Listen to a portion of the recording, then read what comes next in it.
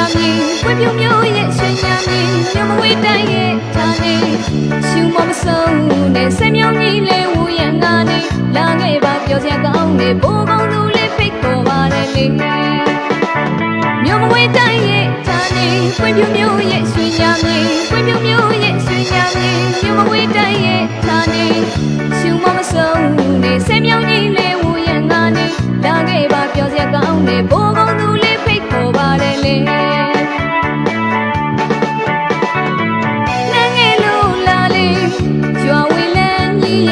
တဘာဝကြတယ်ကိုကိုရန်ကြီးတွေ့မြင်ရမလဲ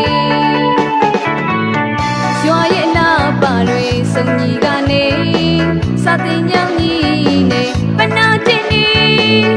ရွာရဲ့ချက်သေးဆောင်ဘုံတော်ကြီးကြောင်များနဲ့ခညာလုံးပြင်းဝင်ကြွားထဲဝါငကယုံဖရာကြီးလေကြီးညိုစရာပဲရှင်မျက်နှာစီရီဥမာအတူတူဖူးကြမလဲဒီချမမီတုံးဝဲတော့စီကလာတယ်လေဘုရားသာသနာထွန်းလေးနဲ့မြေ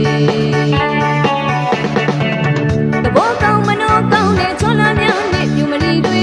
ဖြူစင်သောစိတ်ထားများနဲ့ဘိုးကောင်းသူတွေယူသားကြသည်ရွာဝင်မှာကိုကိုရန်နဲ့အလှပတွေဝေစာနေလမ်းလာခဲ့ပါဆွေဖိတ်ခေါ်လေးပါလေအေးစံနဲ့ဘုံဘုံကြည်ရွာမြေဦးဝေးပုံလာဆရာတော်ဖရာကြီးရဲ့ဩဝါဒကိုခံယူရွာလူရွာသားများလည်းဥပုံနေတိုင်းကုသိုလ်ယူသာသနာရောင်ဝါထုံးကရွာတဲ့ဓမ္မယုံကြီးမှာဝိသင်းများနဲ့ပူဇော်ကြတာဝါရီခါမှာစွန်းတဲ့ညလောင်းလူလျက်ပါဘုသူမင်္ဂလာဆရာတော်အစင်းလာမပြတ်ခဲ့ပါနော်အစင်းလာမပြတ်ခဲ့ပါနော်ဘုသူမင်္ဂလာဆရာတော်နိဗ္ဗာန်ကျိုးမြော်နှိုးစောဖို့ရဘောပကလူကြီးများလဲအလေးထားလို့ဆောင်ရွက်နေတာ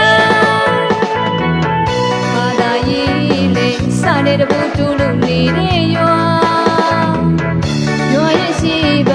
သမိုင်းဝင်ကလို့ရှိကြတဲ့ကြောင်းတွေအပြားလေးဖူးတွေ့ရအောင်ပါလိုက်ဖို့ပေးမယ်နော်ပွင့်မြူနာက